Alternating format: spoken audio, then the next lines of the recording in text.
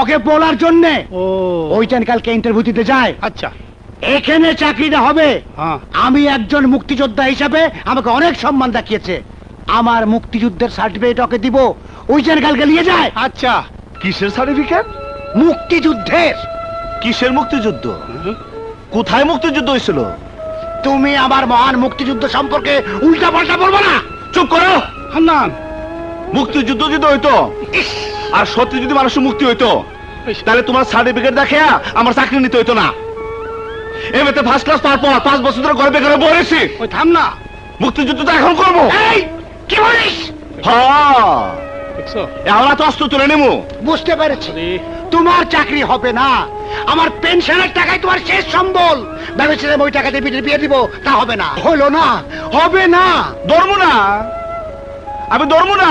তোমার টাকা আমি ধরবো না, তোমার পেনশনের টাকা আমি ধরবো না। হ্যাঁ? এই, আয়। চল চল